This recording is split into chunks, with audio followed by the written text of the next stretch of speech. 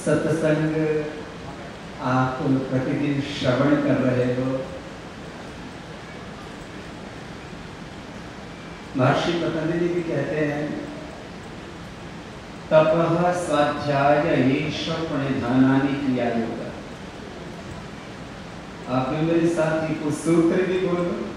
भागवत की चौपाई बहुत से मंत्र श्रोत्र बोलते रहते हो तो मेरे साथ बोलो तपः स्वाध्याय ईश्वर प्रणिधानानि क्रिया योग समाधि भावनार्थः क्लेश तनुकरणार्थश्च अविद्या अस्मिता राग द्वेष अभिनिवेशाः पंचक्लेशाः। अब देखो ये 3 सूत्र आपको सुनाए हमने। तप, एक तो शरीर का तप होता है, गर्मी में से परेशान नहीं होना, सर्दी में ठंड से परेशान नहीं होना, भूख और प्यास से भी ज्यादा परेशान नहीं होना। शरीर का धर्म है, तो भूख लगेगी, थोड़ा प्यास भी लगेगी, लेकिन उसमें व्यथित नहीं हो जाना, विचलित नहीं हो जाना, शरीर के साथ तदाकार नहीं हो जाना।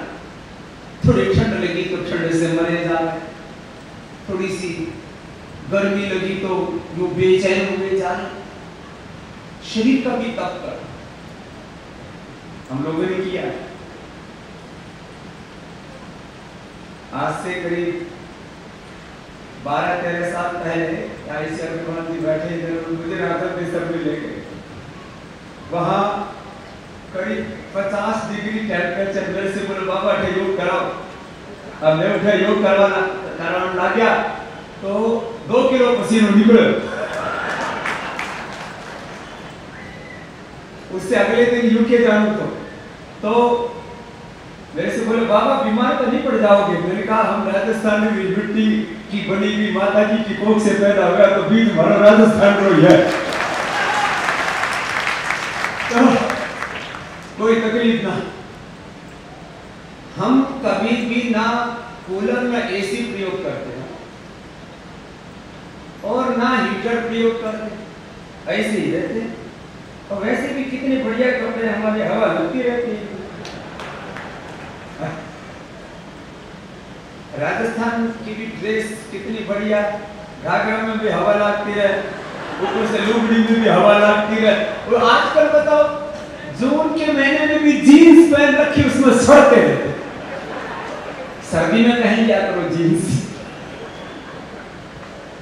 गर्मी में तो घाघरा और ये साड़ी यही बढ़िया है। मैं बात कह रहा था शरीर का तप,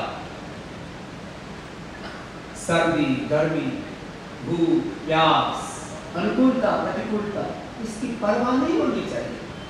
हाँ, इससे भी आगे इंद्रियों का तप, पानी पाद पायु पस्तवा के 5 जानी कर्मेंद्रिया। किसी के हाथों का अभ्यास ही ठीक नहीं, जब चाहे उसी पर हाथ उठ जाता है। भाई तब करो इसका, हाथों पर नियंत्रण रखो, पैरों पर नियंत्रण रखो, ठीक रास्ते पर ये चलो। अपने मन मूत्र इंद्रिय पर भी नियंत्रण रखो, अपनी वाणी पर नियंत्रण रखो। ये पानी अपनी मर्यादा तोड़ता है तो पिछले दिनों आपने देखा तो कितनी बड़ी बाढ़ हुई, यहाँ पर भी मूर्ति थी, उस पूरा उसके ऊपर से, और जो जब प्रलय तबाही हुई। पानी की मर्यादा टूटती है तो तबाही होती है, विनाश होता है, और वाणी की मर्यादा टूटती है तो महाविनाश होता है। इसलिए वाणी की मर्यादा कभी नहीं टूटनी चाहिए। पंच कर्मेंद्रियों का तप, पंच ज्ञानेंद्रियों का तप, श्रोत्र नेत्र भद्रं कर्णेभिः शृणुयाम देवा भद्रं पश्येमाक्षभिर्यजत्राः। एक गलत शब्द अपने भीतर ना जाए, ये वायरस का काम करता है। बहुत से लोग वायरस छोड़ते रहते, बहुत बुरी बुरी बातें बोलते रहते, चुगली करते रहते। ये तो हमारे पूज्य मुरलीधर जी महाराज जी जैसे साधु संत है तो अपने कान में वेदों की, दर्शनों की, उपनिषदों की, भागवत की, रामायण की वाणी का श्रवण कराते रहते हैं, आपके चरण पवित्र करते हैं, आपकी दृष्टि पवित्र करते रहते हैं, आपके विचार पवित्र करते रहते हैं, आपकी भावनाएं, आपका आचरण पवित्र हो, इसके लिए महापुरुषों की कथाएं सुनाते रहते। ये तब श्रोत्र का, नेत्र का, घ्राण का, त्वचा का, रसना का, माने कोई आसक्ति, अनासक्त जीवन, कोई राग नहीं, इसी राग ना होने को वैराग होगा, और ये विवेक से होगा, और विवेक सत्संग की बिना जाने से वो पराकाष्ठा भेदा। और अभ्यास, निरंतर भगवत स्मरण का अभ्यास। हे नारायण, मैं तुझे बोलूं। पूज्य स्वामी राम सुखदास जी महाराज, जिनका मैंने यहाँ पर 2-3 बार दर्शन किया, यहाँ आते थे, वो ये बात बार बार कहते कि अंदर से, हृदय से, आत्मा से ये आवाज, ये पुकार, ये प्रार्थना बार बार उठती रहे, हे नारायण, मैं तुझे भूल नहीं। बात बार बार, मैं जो भी देख रहा हूं प्रभु तेरा ही स्वरूप है, मैं जो भी कर रहा हूं प्रभु सब तेरी ही पूजा है, मैं जो पा रहा हूं प्रभु तेरी कृपा का प्रसाद है। अपना है क्या? दिमाग में सोचने की शक्ति, विचारने की, निर्णय करने की शक्ति, knowledge, skill, expertise, experience, new innovation, invention, research, सबका मूल स्रोत कौन? God is the ultimate source of knowledge.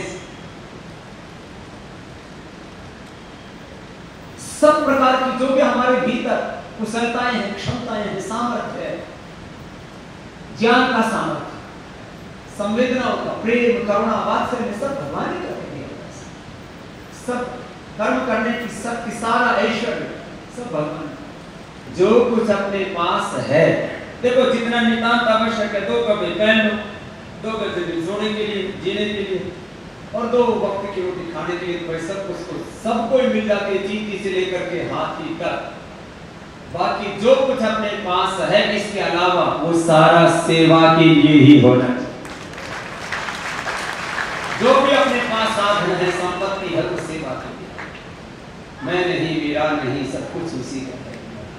जग की सेवा खोज अपनी प्रीति उससे कीजिए, जिंदगी का राज है जान कर लीजिए, साधना की राह पर साधन उसी का है, सब भगवान। ऐसा मान करके अनासक्त होकर के जियो, ये तप है। शरीर का, इंद्रियों का, मन का, बुद्धि का, विचार का, भावों का, संवेदनाओं का, हाँ, अपने से एक क्षण भी कोई बुरा करना, एक पग भी हम पापों की ओर ना बढ़े, ये तप है। तपो द्वंद्व सह। और दूसरा, तप के बाद दूसरा साधन बताया स्वाध्याय। ये जो महाराज जी आपको ये जो रामायण को आधार बना करके सत्संग करते हैं, स्वाध्याय। पहले बड़े बुजुर्गों का नियम होता था, अभी भी मैं महापुरुषों को देखता हूँ, ये सामने पूज्य गोस्वामी महाराज जी का चित्र लगा हुआ, बड़े महापुरुष हैं हमारे, इन्होंने लगभग सभी शास्त्र पढ़े, हमारे गुरु जी ने सभी शास्त्र पढ़े, ये मुनि जी मेरे बगल में बैठे हैं, सब हम हमारे मुरलीधर महाराज जी, हम सब लोग शास्त्रों के पढ़े गए, लेकिन प्रतिदिन कम से कम कोई नहीं, कोई शास्त्र का, गीता है, दर्शन है, उपनिषद है, वेद है, कोई ना कोई शास्त्र का आधा घंटे का स्वाध्याय का नियम सभी महापुरुषों का रहता है। सभी महापुरुष, आप ज्यादा नहीं तो कम से कम एक पन्ना तो बांट लिया करो। रामायण का महाभारत का, भगवत गीता का, उपनिषदों का, कोई भी शास्त्र का एक पेज, एक पन्ना ही वांच लिया। अपने को नहीं आता तो अपने बालकों ने पढ़वा लिया। जैसे छोटी छोटी बालक बैठे हैं, ये छोटे छोटे बच्चों से पढ़वा लिया कर। अपने ज्यादा पढ़ी लिखी ना हो, हमारी माता जी भी पढ़ी लिखी कोई, तो कोई बात नहीं। जो पढ़ी लिखी नहीं ना, ये पहले वाले अनपढ़, आजकल वाले पढ़े लिखे होते घने सियाने हैं।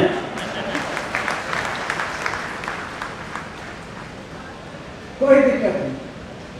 स्वाध्याय, शास्त्र का वचन, उससे प्रकाश होता है हमारे। और देखो, यहां प्रकाश होगा ना तो जीवन का सारा अंधेरा अपने आप से।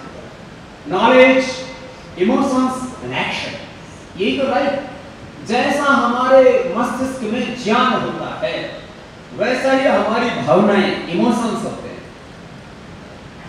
और वैसे ही हमारे कर्म होते हैं। जैसा ज्ञान वैसी भावना, और जैसी भावना वैसे कर्म, और जैसा कर्म जैसा आचरण वैसे जीवन। और है ही के जीवन। इसलिए रोज तप करो, रोज स्वाध्याय करो, और ईश्वर को निधान हर समय मेरे पास जो कुछ है सब भगवान का है। ये मेरा देह है, ये संबंध, ये माता पिता गुरु सखा बंधु बांधव परिजन, जो कुछ है इस पूरे अस्तित्व में है, सब भगवान से है, भगवान का ही है, भगवान के लिए। हर समय अपने आप को अकिंचन महसूस करना, हर समय भगवान की शरणागति भी महसूस करना। सबसे बड़ी आध्यात्मिक जीवन की यदि उपलब्धि है तो वह है शरणागति। क्या है बोलो? यो एवं वेद स एवं भवति, ऐसा शास्त्र का वचन। तो आप तप कर रहे हो, स्वाध्याय कर रहे हो, ईश्वर में ध्यान कर रहे हो, इससे क्लेश खत्म होंगे। अविद्या, अस्मिता, राग, द्वेष, अभिनिवेश, ये पंच क्लेश हैं। अनित्य से दुखनात्म, सनित्य से सुखात्म, ख्याति अविद्या, अनित्य पदार्थों को नित्य मानते रहते हैं। अपवित्र पदार्थों को कितनी प्रकार की अपवित्रताएं हैं, उनको पवित्र मानते रहते हैं, देह से लेकर के भी संसार।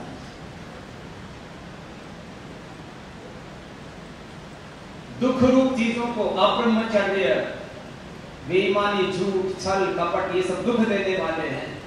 जो कर रहे हो उसका अनंत गुना मिलने वाला है, फिर भी आदमी पापों को करने से बाज नहीं आता। अरे भाई, ये तो फसल है, जैसे बोओगे उसके कई गुना काटोगे, इतनी नहीं, अनंत गुना फल है। वितर्क बाध नहीं, प्रतिपक्ष भावना, वितर्का हिंसा प्रतिकार नमोदिता लोभ क्रोध मोह क्रोधा मात्रा दुख अज्ञान अनंत भलाई के प्रतिपक्ष भावना। देखो, पाप से बचने के दो उपाय हैं। एक प्रतिपक्ष भावना की जो कर रहे हो उसका अनंत गुना फल मिलने वाला है, तो फिर अपने आप ही समझ जाओ। और दूसरा है गुरु और भगवान की शरणागति। तो इसे गुरु और भगवान की आज्ञा है, बस उसकी सिवा एक कदम जिंदगी में आगे नहीं।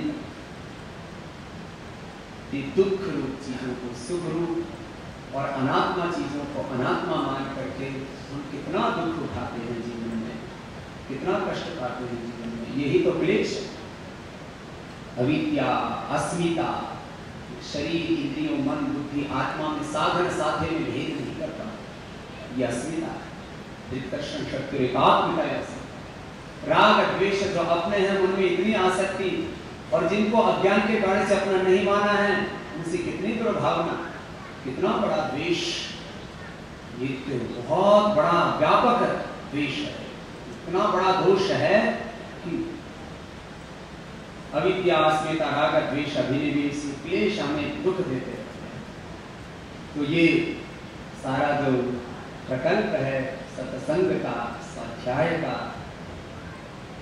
ये तो हमें आपको बस भगवान की शरणागति में